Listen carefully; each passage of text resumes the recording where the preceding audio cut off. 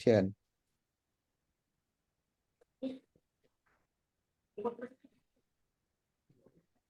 Bentar-bentar. Nah, ada di phone. Ya, baik. Assalamualaikum warahmatullahi wabarakatuh. Kami dari kelompok Code Crack yang mana akan mempresentasikan atau menjelaskan hasil dari game development kami. Baik, langsung saja untuk list of membernya ini. Di sini kami ada Muhammad Asnur Ramdhani selaku pemilik ide gitu ataupun pemilik produknya. Lalu ada Muhammad Fahmi yang selaku UI UX desainernya. Lalu Muhammad Fikri yang perancang game developmentnya. Lalu Muhammad Said Project yang banyak berkecimpung di economical game. Saya Rizky Pratama yang membantu Asnur sebenarnya. Dan juga kami tidak hanya spesialisasi di satu itu saja, tapi kesemuanya juga kita saling bahu-membahu. Dan kami semua dari TI 16. Baik, setelah itu ini adalah konten untuk penjelasan di kesempatan kali ini. Yang pertama ada game overview-nya, lalu game flow, user interface-nya, dan economical game-nya seperti apa gitu. Baik, langsung saja untuk game overview, silahkan untuk Asnur untuk dijelaskan. Oke, untuk game overview-nya sendiri, nah game ini sih menceritakan seorang newbie software developer yang akan menghadapi berbagai tantangan menuju seorang level tertinggi lah dalam suatu struktur organisasi perusahaannya. Nah, di sini tuh game player yang bertindak sebagai junior software developer, dia tuh bakal dapat suatu tantangan masalah dalam dunia programming. Nah, untuk dipecahkan dan akan naik level tuh seiring banyaknya masalah yang didapat. Semakin masalah yang diselesaikan, maka akan semakin naik levelnya.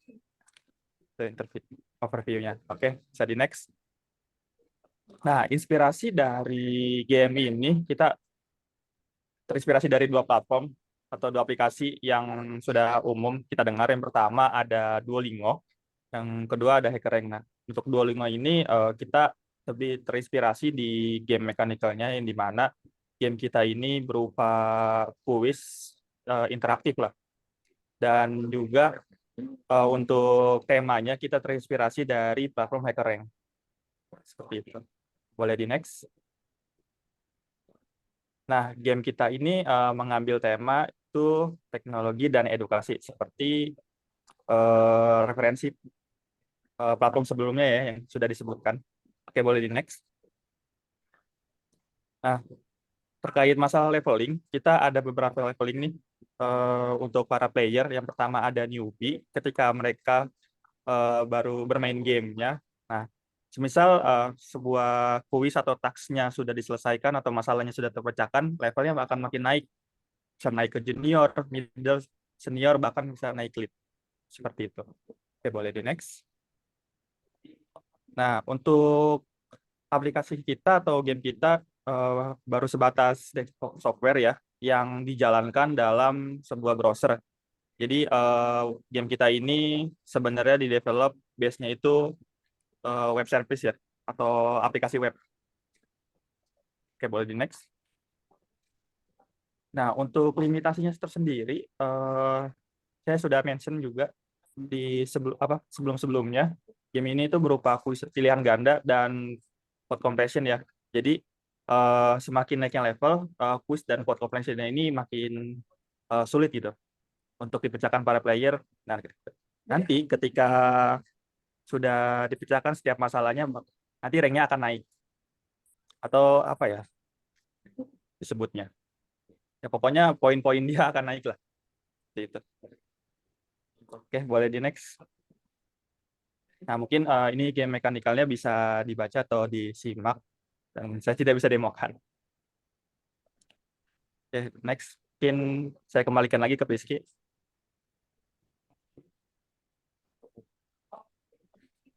Oh baik, mungkin langsung aja untuk game flow ini dijelaskan oleh Fikri ya.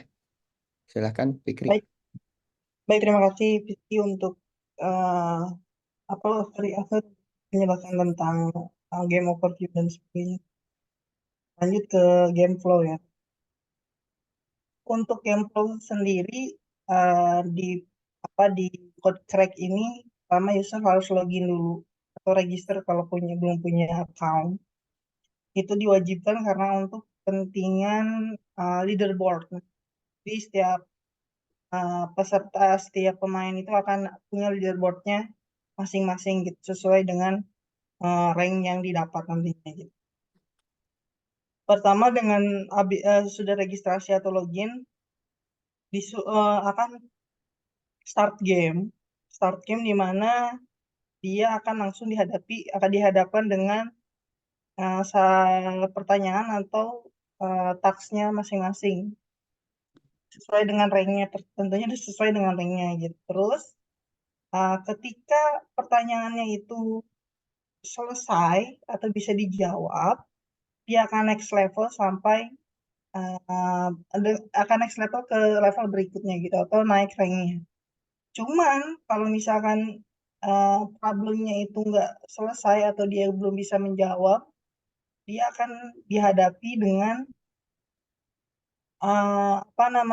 pilihan untuk menggunakan hint atau tidak. Kalau menggunakan hint,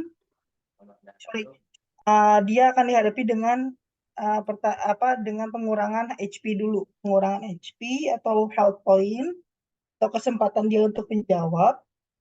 Terus kalau misalkan HP-nya itu tersisa 1, karena setiap permulaan game itu akan dikasih 2 HP, atau setiap pertanyaan itu akan dikasih 2 HP. Kalau misalkan HP-nya tinggal 1, dia akan dilayangkan pertanyaan pop-up atau penggunaan hint.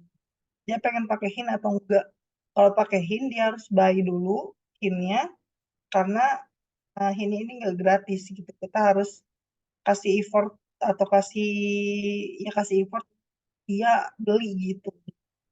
Kalau misalkan HP-nya udah habis, ternyata HP-nya habis, dia harus nonton dulu ads atau iklan selama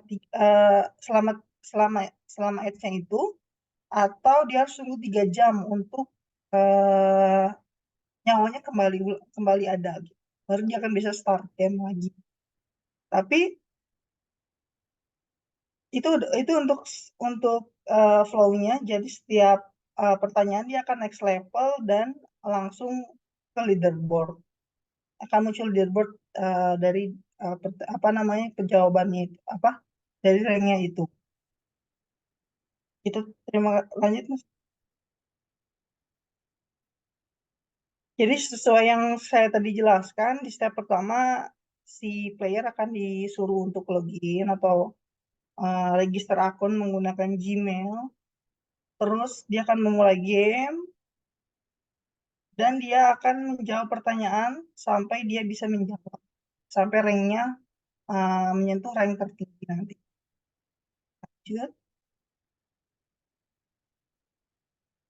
Dan tentunya ada rules yang harus ditaati oleh pemain atau player. Jadi player ini harus memiliki account tentunya, yang tadi saya bilang di awal, karena dia akan berpengaruh ke leaderboard nanti. Terus player akan dikurangi health point-nya atau kesempatan untuk menjawabnya kalau tidak bisa menjawab pertanyaannya. Terus selanjutnya akan disuguhkan pertanyaan yang lebih sulit daripada pertanyaan sebelumnya, karena tentunya dengan ranknya masing-masing gitu. Tapi intinya akan dikasih pertanyaan yang lebih sulit dari pertanyaan sebelumnya. Titelnya tentunya akan bertambah seiring bertambahnya level atau rank. Jadi si player tidak bisa copy paste pertanyaan, jadi dia nggak bisa copy paste terus di search Google ataupun apapun. Nanti berikan waktu tentunya untuk menjawab pertanyaan itu. Lanjut, silakan untuk user interface saya kembali ikut. Oke, langsung saja mungkin untuk bagian user interface ini bisa kita lanjut dijelaskan oleh Fahmi. Silakan Fahmi. Baik.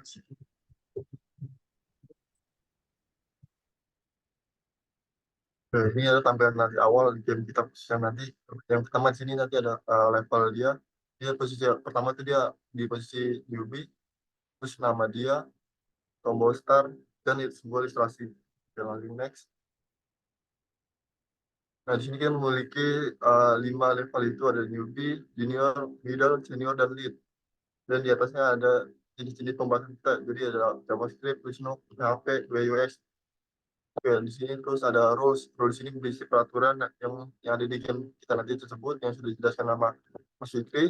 Terus setting di sini ada setting untuk mengganti nama dia untuk game kita di sini. Oke, lanjut next. Jadi tampilan game kita di sini itu tentang jawabannya, pertanyaannya.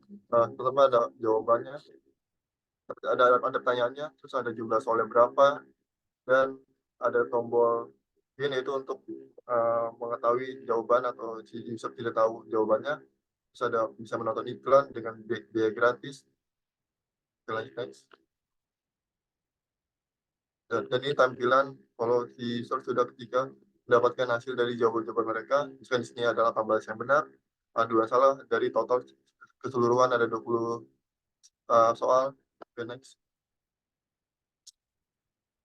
Dan ini tampilan setting, yaitu untuk di sini untuk mengatur nama dia saja. Di sini baru ada buat mengatur nama. Oke, next. Di sini ada tampilan buat rules yang tadinya sudah dijelaskan dari pas tadi sebelumnya. Oke.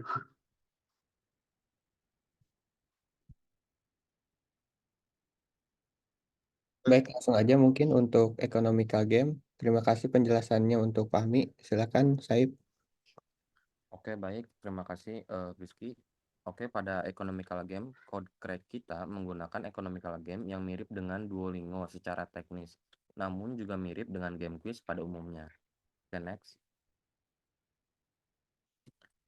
Pada game code crack, kami memiliki in-game currency yang disebut dengan koin, yang terinspirasi dari game arcade yang sering menggunakan koin atau gold. Dalam game code crack, economical game diimplementasikan melalui sistem mata uang virtual yang bisa diperoleh pemain saat menyelesaikan tantangan pemrograman pada kondisi tertentu atau naik level.